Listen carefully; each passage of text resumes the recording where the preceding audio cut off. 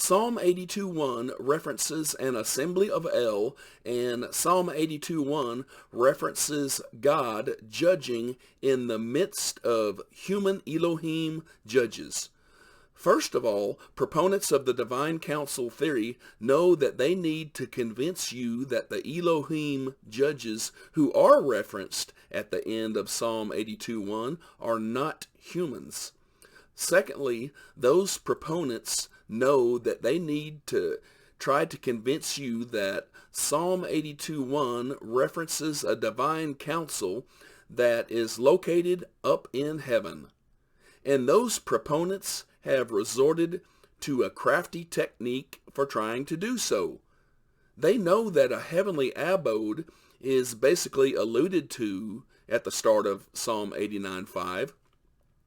And they try to make you think that that simple fact is a fact that magically determines that the Psalm 82:1 assembly of El is synonymous with the assembly of holy ones that is referenced at the end of Psalm 89:5.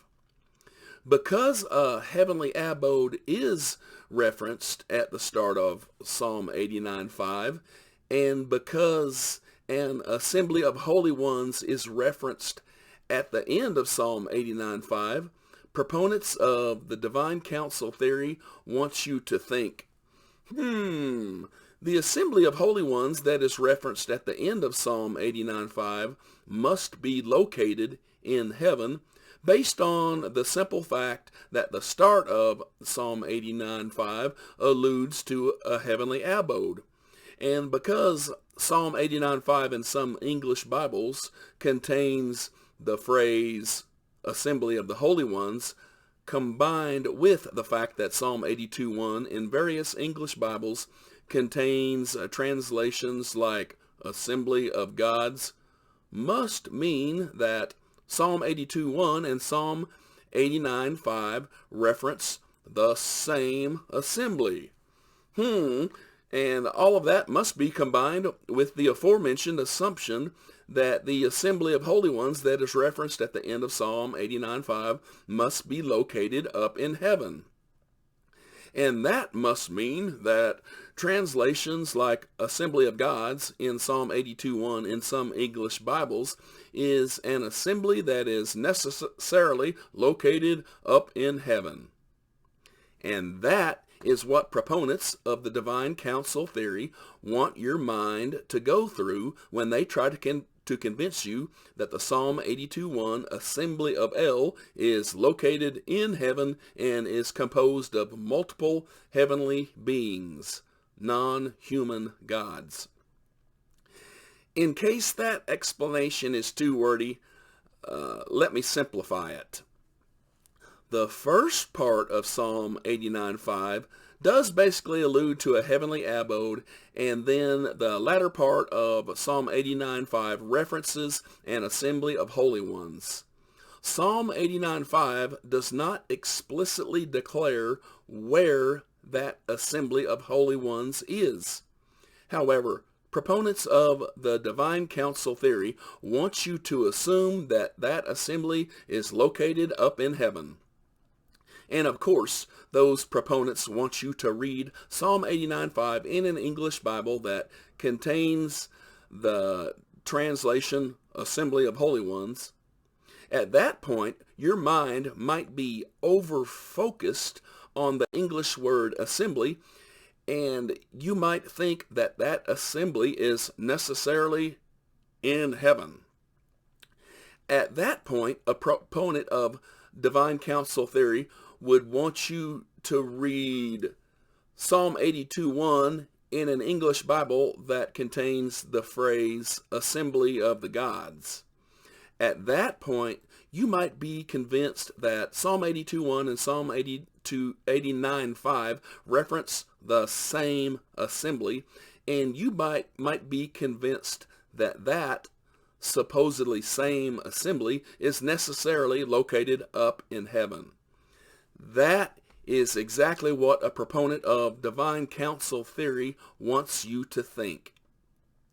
But we need to carefully examine Hebrew words in the related Bible verses and what proponents of the divine counsel theory have craftily done with various English translations. Notice that the English word assembly appears in Psalm 82:1, Psalm 89:5, and Psalm 89:7. If you merely consider the fact that the English word assembly appears in Psalm 82:1, Psalm 89:5, and Psalm 89:7 in certain English Bibles, and you are not willing to study the Hebrew words that each instance of assembly was translated from, and you are not willing to thoroughly study those three Bible verses, a proponent of the divine counsel theory has you right where he wants you. So, carefully meditate on the following scriptural facts. In Psalm 82:1, the English word assembly was translated from the Hebrew word adah, Strong's 5712. In Psalm 89:5, the English word assembly was translated from the Hebrew word kahal. In Psalm 89:7, the English word assembly was translated from the Hebrew word sod, Strong's 5475.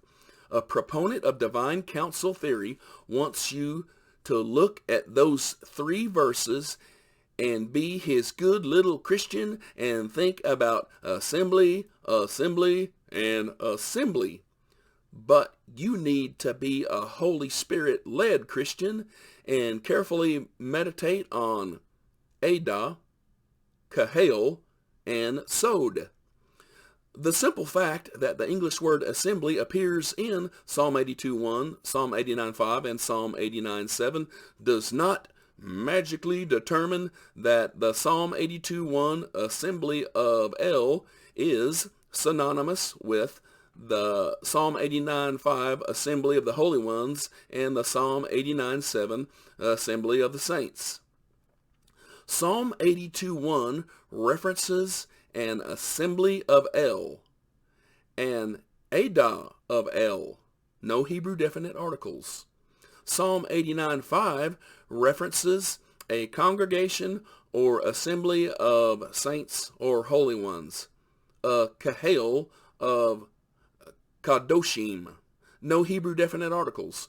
And Psalm 89:7 references a congregation or assembly of saints or holy ones, a sod of kadoshim, no Hebrew definite articles. So there you have it. A proponent of divine counsel theory wants you to simply think about assembly, assembly, and assembly. But those three Bible verses reference, respectively, an adah of El, a kahal of kadoshim, and a sod of kadoshim. And as you will see, we need to further meditate on Psalm 89:5. See my next video.